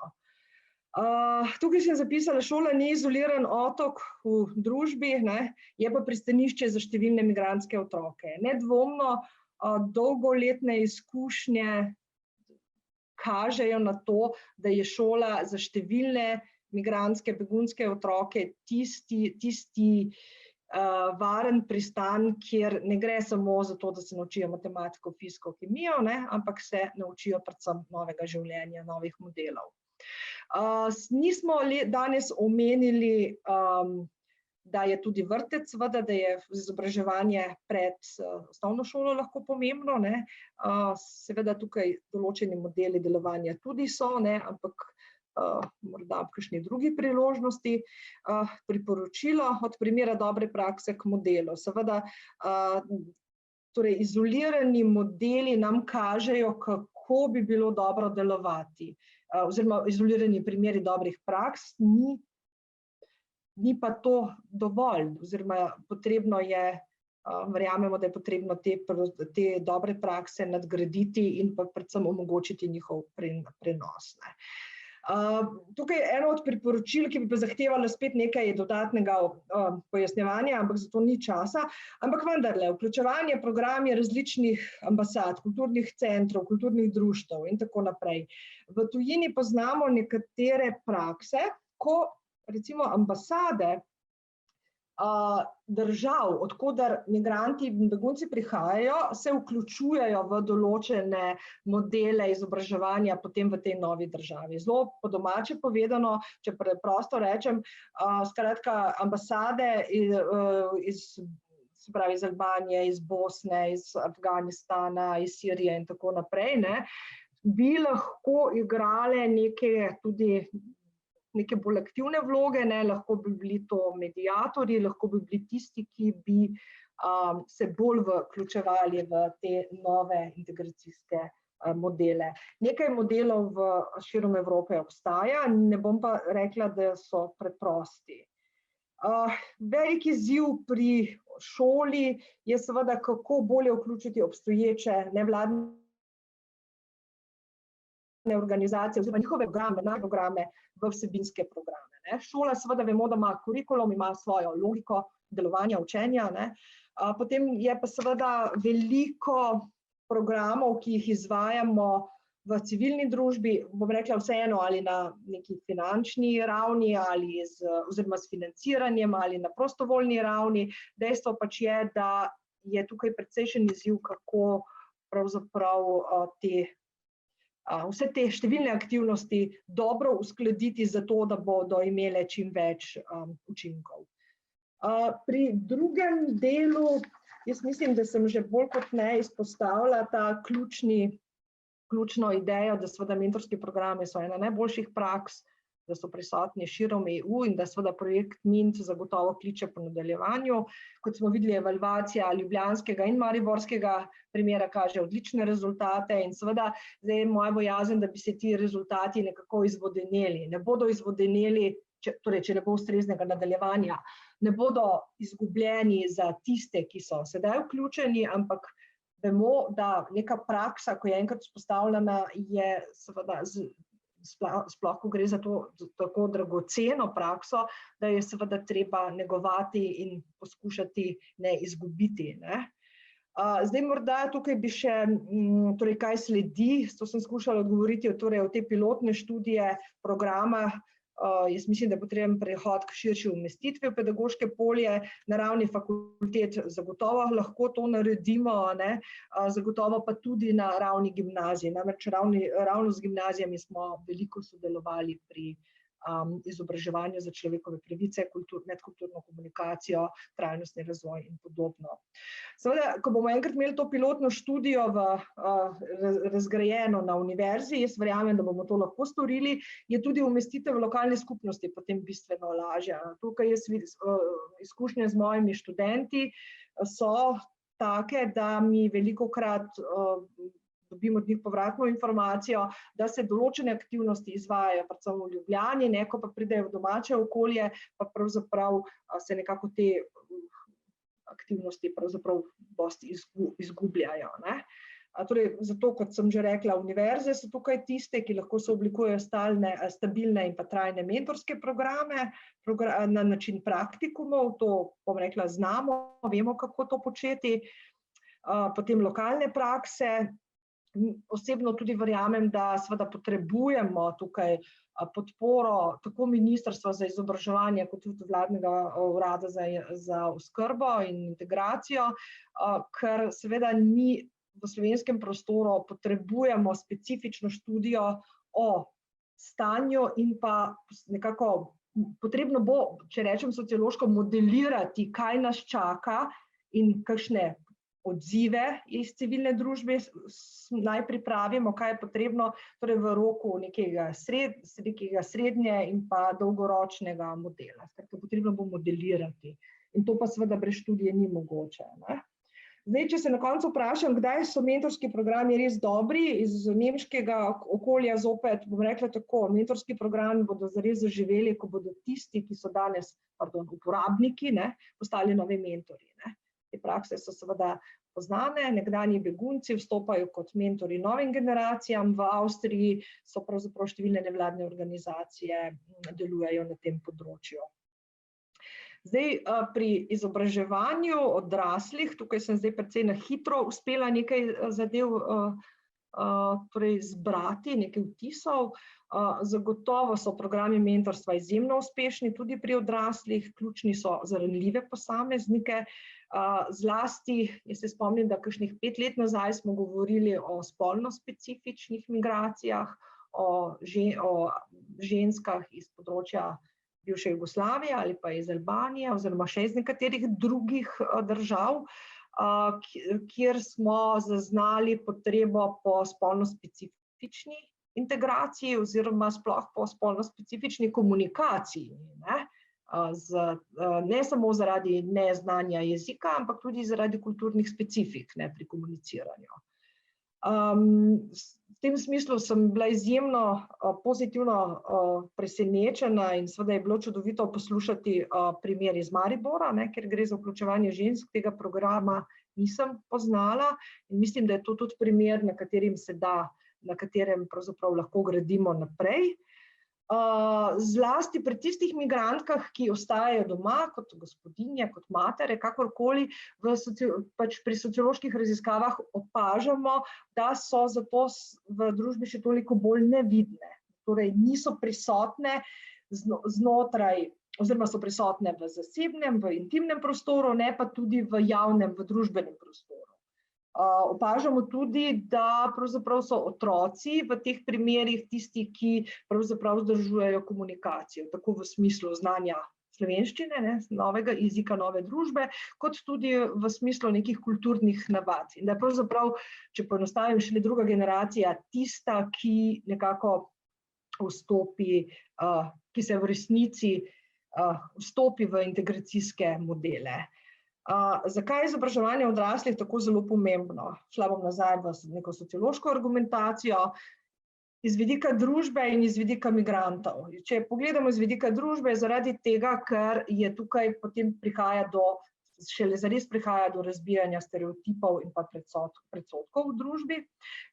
Mislim, da mi vsi poznamo izjave tipa: migranti so 20 let tukaj, nočejo se naučiti slovensko, nočejo govoriti slovensko, nočejo tega, nočejo drugega, v povezavi z jezikom. In seveda po drugi strani pa iz vidika migrantov oziroma beguncev je seveda izobraževanje odraslih tista vstopna točka, ki omogoča avtonomno življenje. Jezik je ključ za vstop v trg dela, za zaposlovanje, profesionalno življenje ali pa tudi zgolj za preživljanje prostega časa. Zdaj, tukaj se meni postavlja eno vprašanje, kako vključiti najbolj številčne skupine, kako migrantske delavce iz gradbišč, ki tam preživljajo cele dneve, ne, kako njih vključiti, kako njih pripeljati v ta izobraževanja za odrasle. Ne. Namreč tukaj je nekako praksa pokazala največ težav. Ne. Vidimo, da je tam 90% priseljencev, ali pa če rečem ekonomskih migrantov, prihaja z področja bivše Jugoslavije, ampak ti ljudje delajo, ti ljudje so zaposleni, ne. Ti ljudje pravzaprav ne morejo oziroma imajo bistveno manj prostega časa na razpolago za učenje, po drugi strani pa so to prav točno tisti migranti, o katerih pravzaprav se v družbi potem ustvarjajo ti predsodki, stereotipi, neka negativna stališča in mnenja. Zdi se mi, da tukaj na tem področju bi pravzaprav, kot kažejo torej prakse nevladnih organizacij v avstrijskem in nemškem prostoru, tukaj je pravzaprav zelo pomembno delovati, delati skupaj z delodajalci in pa tudi z sindikati. Sindikati so se tudi pokazali kot pomemben partner na tem področju. Zdaj bom počasi zaključila, se bojim, da sem preveč stvari skušala na hitro povzeti oziroma jih pripeljati na nek skupen imenovalec. Za konec nekaj takih širših socioloških koordinat. Zdaj, mi smo tukaj videli skozi celodnevni prikaz ogromno primerov izjemno dobrih programov. Vprašanje pa seveda je, kako bo z obstojnostjo, ne? Kako zagotoviti obstojnost programov, ki prinašajo izjemno dobre rezultate. Ta model, o katerem sem prej govorila. Dobra praksa je dobra praksa. Model pa pomeni, da bomo v slovenskem prostoru na področju integracije, zlasti na področju izobraževanja, prišli do nekega modela, ki nam bo omogočal, da pravzaprav bomo potem da bomo imeli kontinuirano izobraževanje. Da ne bo, ker migracije se bodo spreminjale, o tem sem že večkrat govorila, ne. Pač neka svetovna politika, ekonomske krize, vse to vpliva na globalne migracije. Ampak to, kar pa mi v družbi potrebujemo, je pravzaprav stabilen model, ker edino na ta način na to dinamiko lahko dosti hitro odreagiramo. Ne. Skratka, tukaj je še veliko dela, po mojem gledanju.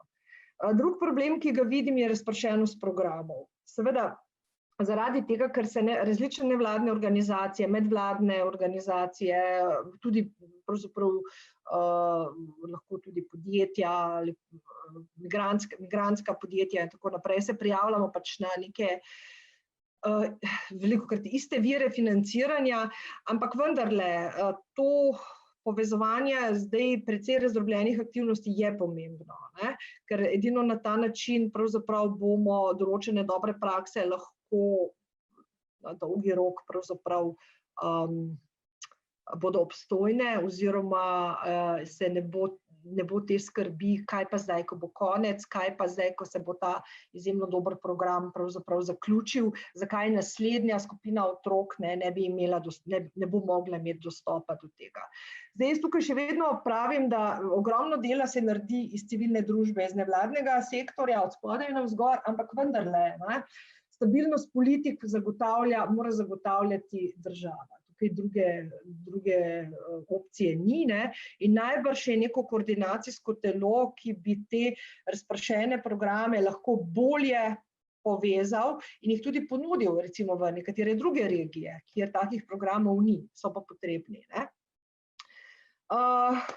Tretja točka se navezuje na to, da so migracije, kar sem že, ponavljam se, ampak vendarle, migracije so marginalizirana tema, tako v kurikulumih, kot tudi v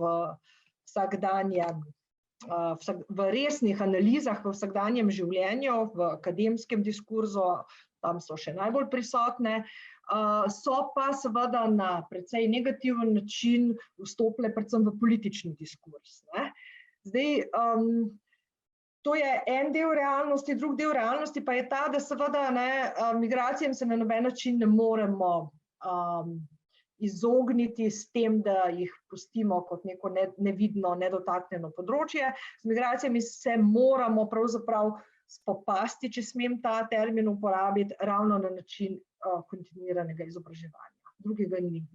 Mi potrebujemo veliko podatkov, ne mitologij. Okoli migracij pa nastaja en kup mitologij, večinoma so povezane z političnimi ozadji, z različnimi političnimi idejami, s populizmom, z nestrpnostjo in tako naprej, ampak tako akademija kot nevladni sektor, kot civilna družba smo in seveda izobraževalne ustanove smo tisti akterji v družbi, ki pravzaprav moramo o migracijah kvalificirano govoriti in podajati kvalificirane razlage.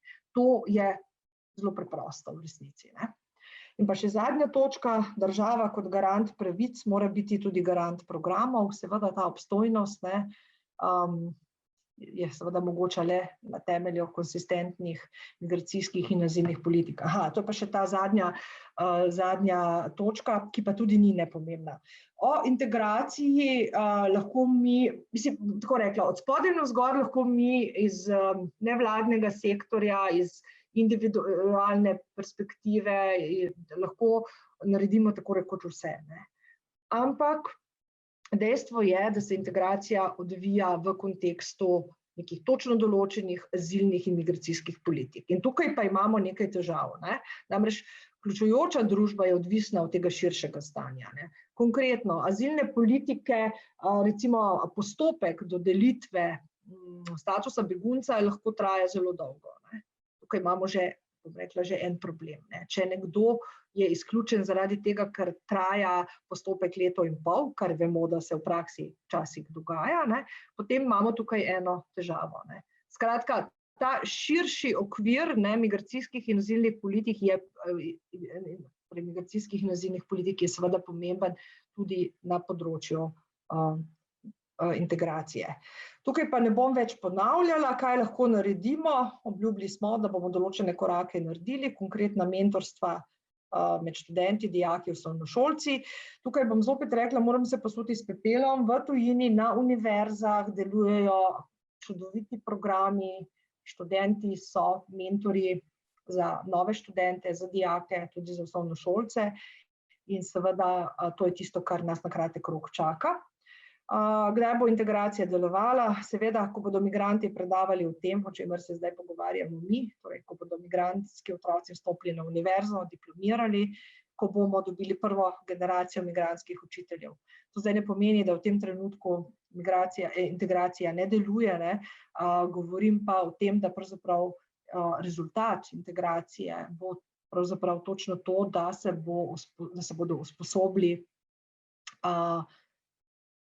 kako bi rekla, notranji člani, tisti, ki so del migrantskih skupnosti in da bodo oni pravzaprav postali aktivni dejavniki nadaljnjih dejavnosti. Jaz bom na tej točki zaključila, kljub temu, da bi bilo seveda še marsikaj zapovedati, za tiste, ki delujemo v sferi izobraževanja, morda na koncu samo še to. Mi smo aktivni sooblikovalci javnega mnenja. Smo tisti, ki lahko o migracijah in moramo o migracijah sporočati realne podatke, stališča in pozitivna sporočila. In mislim, da ta privilegij, ki ga imamo za preseganje negativnih stališč, dajmo še vnaprej tudi izkoristiti. Najlepša hvala, upam, da je vsaj katera od mojih misli bila ustrezna in da je pripomogla k nadaljnji refleksiji. Hvala lepa. Brez dvoma, draga Simona, resnično hvala za ta širok pogled, ki osmišlja naše delo, zelo, zelo dragoceno. Zdi pa se, da smo na nek način na koncu. Iztekajo se nam minute, odtekajo nam udeleženci, od začetnih 180 imamo zdaj približno 120 oziroma natanko 118 hip, tako da je res nastopil čas za zahvale. Jaz bi se osebno najprej rada zahvalila Adriani, ki je na čelu Slogine ekipe, in Marini, na čelu ekipe Slovenske filantropije, za izjemno lepo sodelovanje. Lahko si mislite, da ni enostavno tako večplasten, zahteven dogodek organizirati iz 3 koncev, pa nam je uspelo. Seveda tudi ob pomoči preomenjenega Darjana in pa Francija, ki je naš računalniški čarovnik, bomo temu rekli. Potem izredno lepa hvala vsem, ki ste sodelovali pri zagotavljanju prispevkov vseh 3 vsebinskih sklopov. Mislim, da največ morda pove ta komentar zapisan v klepetalnici od Alenke Kučan, Murska Sobota, ko ostaneš od začetka do konca in se ne premakneš niti med odmori, ker so tudi tam dragocene vsebine, potem ni treba izgubljati besed pohval. Bom vzela tole resno, Alenka, in bom kar nehala. Velika hvala resnično vsem. Seveda posebna hvala dr. Anici Mikuš-Kos in dr. Simoni Zavratnik, ki sta bili tukaj pa predvsem v vlogi človeka, soljudi, ki razumejo vse te plati, ki obe ste jih osmišljali, jih postavljali v nekakšne zorne kote, na katere morda mi nismo toliko pozorni, pa bomo odslej. Tako da ta konec dogodka je pravzaprav, bi si upala trditi, začetek nečesa novega. Simona, ti si že sama omenila, kateri so možni koraki naprej. Čisto kratkoročno gledano pa se bomo seveda na vse vas ponovno obrnili, vam bomo spet napisali eno elektronsko sporočilo z povezavo na vsa gradiva, ki bodo objavljena na spletni strani, pa še kakšna, ki jih sploh ne pričakujete, vse te prelepe in povedne Larine risbe, tole zaključna predstavitev Simone in tako naprej. Tako da vse bo tukaj. Bi pa želela povedati še to, v času priprave smo dobili veliko sporočil tudi iz mreže povabljenih, ki imajo prav tako bodisi video publikacije ali kakšna druga dragocena gradiva, in odločili smo se, da bomo na tej spletni strani, namenjeni migracijam in izzivom večkulturnosti, odprli podstran, na kateri bi želeli zgraditi eno tako zakladnico teh gradiv in morda s tem spodbuditi tudi kak kasnejši dogodek, pogovor, dialog v prihodnosti. Zdaj pa bi resnično želela zaključiti natanko 15 minut, mislim, da smo prekoračili, ampak to nas je spremljalo ves dan.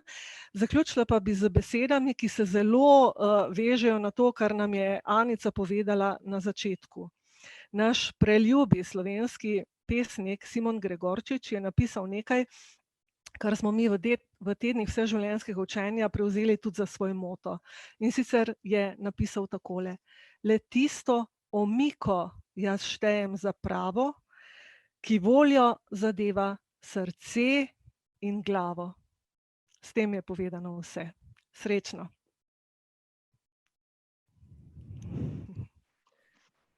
Srečno. Hvala, srečno. Adijo. Adijo. Hvala vsem. Enako. Pazimo nase. Adijo. Adijo. Adijo. Srečno, adijo. Srečno, hvala. Lep pozdrav. Hvala za udeležbo vsem. Enako. Hvala, enako. Nasvidenje, hvala.